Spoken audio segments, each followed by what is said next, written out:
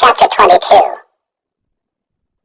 And again Jesus spoke to them in parables, saying, The kingdom of heaven may be compared to a king who gave a wedding feast for his son, and sent his servants to call those who were invited to the wedding feast, but they would not come. Again he sent other servants, saying, Tell those who are invited, See, I have prepared my dinner, my oxen and my fat calves have been slaughtered, and everything is ready. Come to the wedding feast. But they paid no attention and went off, one to his farm, another to his business, while the rest seized his servants, treated them shamefully, and killed them. The king was angry, and he sent his troops and destroyed those murderers and burned their city. Then he said to his servants, The wedding feast is ready, but those invited were not worthy. Go therefore to the main roads and invite to the wedding feast as many as you find. And those servants went out into the roads and gathered all whom they found, both bad and good. So the wedding hall was filled with guests. But when the king came in to look at the guests, he saw there a man who had no wedding garment. And he said to him, Friend, how did you get in here without a wedding garment? And he was speechless. Then the king said to the attendants, Bind him hand and foot, and cast him into the outer darkness. In that place there will be weeping and gnashing of teeth. For many are called, but few are chosen. Then the Pharisees went and plotted how to entangle him in his words. And they sent their disciples to him along with the Herodians, saying, Teacher, we know that you are true and teach the way of God truthfully, and you do not care about anyone's opinion, for you are not swayed by appearances. Tell us then what you think. Is it lawful to pay taxes to Caesar or not? But Jesus, aware of their malice, said, Why put me to the test, you hypocrites? Show me the coin for the tax. And they brought him a denarius.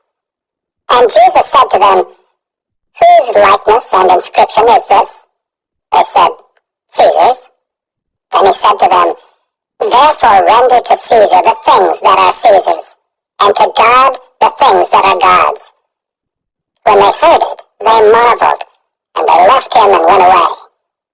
The same day Sadducees came to him who say that there is no resurrection, and they asked him a question, saying, Teacher, Moses said, if a man dies having no children, his brother must marry the widow and raise up offspring for his brother.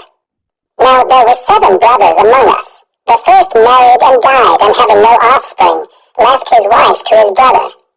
So to the second and third, down to the 7th. After them all, the woman died.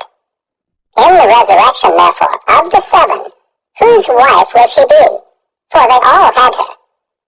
But Jesus answered them, You are wrong, because you know neither the Scriptures nor the power of God. For in the resurrection they neither marry nor are given in marriage, but are like angels in heaven. And as for the resurrection of the dead, have you not read what was said to you by God? I am the God of Abraham, and the God of Isaac, and the God of Jacob. He is not God of the dead, but of the living. And when the crowd heard it, they were astonished at his teaching. But when the Pharisees heard that he had silenced the Sadducees, they gathered together, and one of them, a lawyer, asked him a question to test him. Teacher, which is the great commandment in the law? And he said to him, You shall love the Lord your God with all your heart, and with all your soul, and with all your mind. This is the great and first commandment. And a second is like it. You shall love your neighbor as yourself. On these 2 commandments depend all the law and the prophets. Now while the Pharisees were gathered together, Jesus asked them a question, saying, What do you think about the Christ? Whose son is he? They said to him, The son of David. He said to them, How is it then that David in the Spirit calls him Lord, saying, The Lord said to my Lord, Sit at my right hand until I put your enemies under your feet. If then David calls him Lord, how is he his son? And no one was able to answer him a word, nor from that day did anyone dare to ask him any more questions.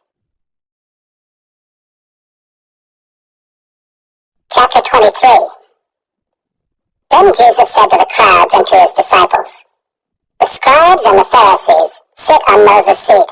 So do and observe whatever they tell you, but not the works they do. For they preach, but do not practice. They tie up heavy burdens, hard to bear, and lay them on people's shoulders, but they themselves are not willing to move them with their finger. They do all their deeds to be seen by others. For they make their phylacteries broad and their fringes long, and they love the place of honor at feasts, and the best seats in the synagogues, and greetings in the marketplaces, and being called rabbi by others.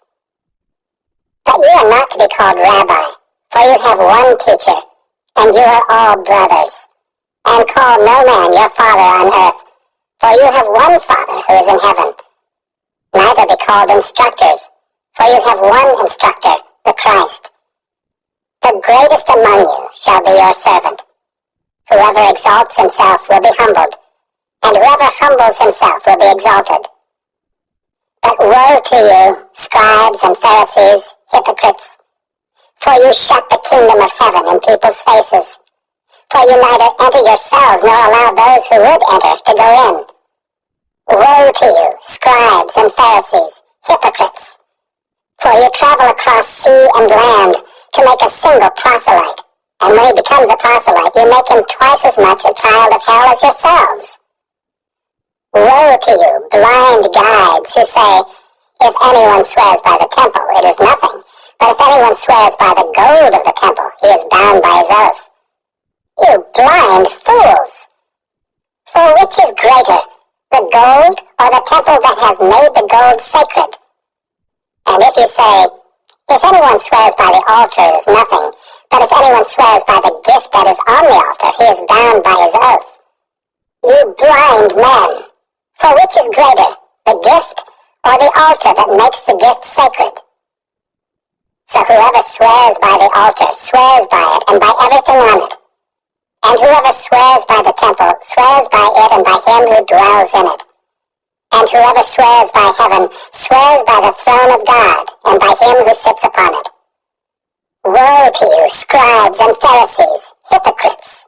For you tithe mint and dill and cumin, and have neglected the weightier matters of the law, justice and mercy and faithfulness. These you ought to have done without neglecting the others. You blind guides, straining out a gnat and swallowing a camel. Woe to you, scribes and Pharisees, hypocrites!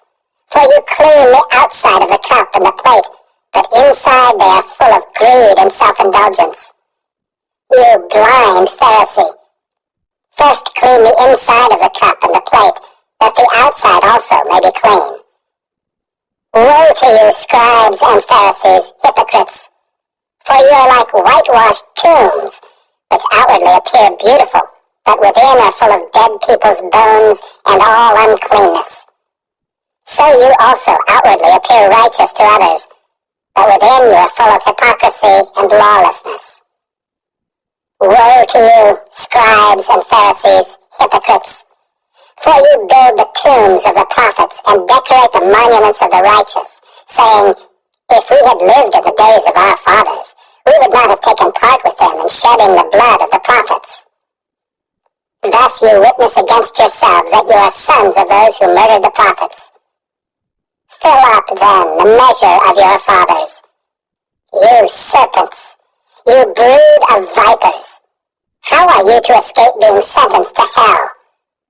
Therefore I send you prophets, and wise men, and scribes, some of whom you will kill and crucify, and some you will flog in your synagogues and persecute from town to town, so that on you may come all the righteous blood shed on earth, from the blood of righteous Abel to the blood of Zechariah the son of Berechiah, whom you murdered between the sanctuary and the altar.